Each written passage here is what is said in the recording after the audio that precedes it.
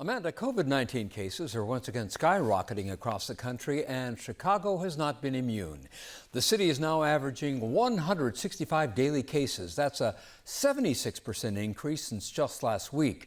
The case positivity rate also continues to grow, while about 52% of all Chicagoans have now been fully vaccinated. This as Lollapalooza begins Thursday. The four-day music festival is expected to draw hundreds of thousands of people to Grant Park. And the worry is that it could become a super spreader event. Joining us now with more is Dr. Allison Arwady, Commissioner of Chicago's Department of Public Health. Dr. Arwady, thank you so much for joining us. And as we just mentioned, the cases continue to climb, and there's widespread confusion right now as to whether or not people should be wearing masks. Should people be wearing masks indoors when they go to stores, when they go to shopping for food and drugstores and so forth? Yeah, so at this point, anybody who is not vaccinated should be wearing a mask inside all over Chicago and really all over the U.S. If folks are vaccinated, we are not at this point recommending that people routinely need to wear masks. But certainly, if you're concerned, if you've got someone at home that you're worried about, I would encourage folks to think about putting a mask on if it's not bothering you that much to wear it. We still are seeing the huge majority of cases, and then especially hospitalizations and deaths occurring in people who are not vaccinated. But as you know, cases are on the increase everywhere. And if we get to a point where we need to make that recommendation for really all Chicagoans to go back to the mask, we'll do that. And personal question, what are you doing when you go out and about, when you go inside a store, when you go shopping and so forth? Yeah, so I definitely default to having my mask on. I keep it on whenever I'm going into a new setting, partly because I want to see what's happening in that setting. And then generally, if I'm my mask doesn't bother me, I'll be honest with you. Particularly, I'm very used to it at this point. I also know that people will recognize me and might be interested in whether or not I am wearing that mask. But certainly, if I'm in a setting that's smaller, I ask, is everybody vaccinated? If everybody's vaccinated, we take our masks off. As we mentioned, Lollapalooza opens on Thursday, and 100,000 people a day are going to be expected at Grant Park. I know the city's been fine with the festival going forward. Is that the smart thing to do, given the rising cases? So I'll tell you, when you look at what can we do to make a setting as safe as possible, Lollapalooza really has tried to do that. First and foremost, it's out of doors. And I know there's a lot of focus on Lolla because it's downtown, but we actually have had a lot of outdoor gatherings where you're thinking about the various parades and parties and festivals that are back. So out of doors is important. And Lolla, in this case, really said, yeah, we're going to do this the right way. We're going to make sure folks are either vaccinated or they've had that negative test. And then they've done a lot behind the scenes around making sure, where there are indoor spaces, that they're working on the air handling there, that they're making sure staff are getting tested and vaccinated. So there's no setting that's without risk. But I do think that in this case, we've done everything that's in our power to make this as safe as possible. And if folks are coming and they're vaccinated and or have had that recent negative test, the risk is not zero. But I do think for an outdoor setting, it's controlled. We just saw a video, as you were speaking, of past Lollapaloozas, and you see people moshing together, people passing bodies across the crowd and that sort of thing. Really, you're okay with that? So, we have to make these decisions based on what we know about risk settings. And we've seen, there were a number of big studies that looked at these kinds of outdoor gatherings. And generally speaking, they've not been seen to have increased risk.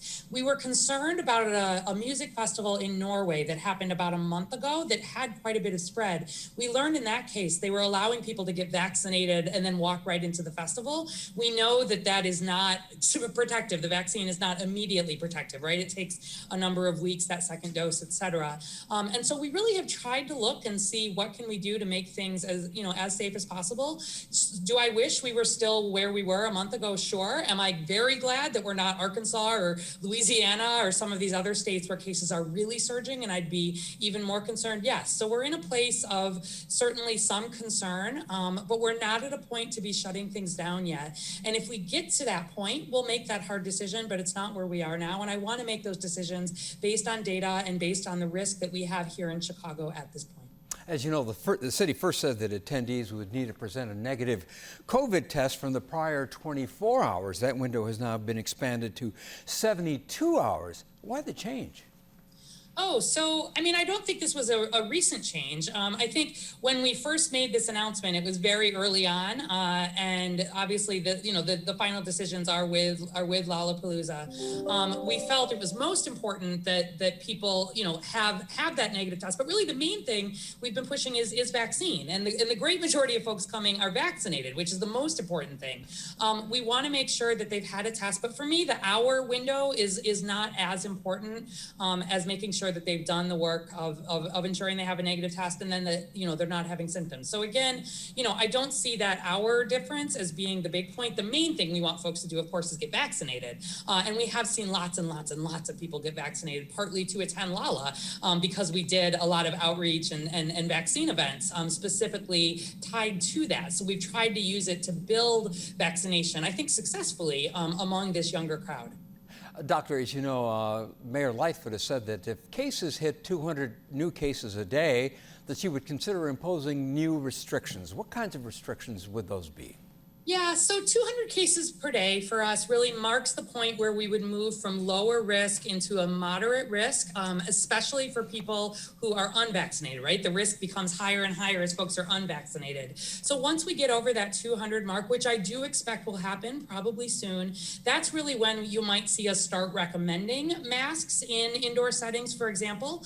If we get over that 400 case per day mark, which would be the equivalent of the travel advisory that we use around the country, that might be more when we go back to really maybe the mask mandates, for example. So we'll see. We're going to continue to follow the data. In this case, this surge is coming a little bit behind what we're seeing around the country. So we're having an opportunity to learn from some other settings. And importantly, even while we've been seeing cases really increase, we've not seen that major increase in most cases in hospitalizations and in deaths, really different than before the vaccine. So it's not quite as black and white as sometimes people think it is. We'll be watching that data here and then making sure that we're making the recommendations that we need to do to protect the healthcare system and to encourage people to keep getting vaccinated, because that is the most important thing, of course, to protect yourself and those around you.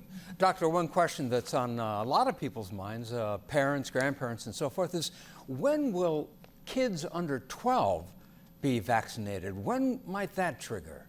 Yeah, so we're waiting for those studies to finish, and it's funny because on the earlier side of this, we were getting a lot of like, how did this vaccine come to fruition so quickly? Within a year, and at this point, I think we've gotten used to that, where people have seen that we use all the same scientific studies, we follow people for long term, and you can't speed up the process. So there are still studies that are happening for kids. We're hearing potentially, this fall is when we may start to see the FDA approve vaccine for school-age kids. It could be later in the fall, maybe even end of the year. We just don't know at this point, but we know we are starting school without yet the ability to vaccinate children under 12.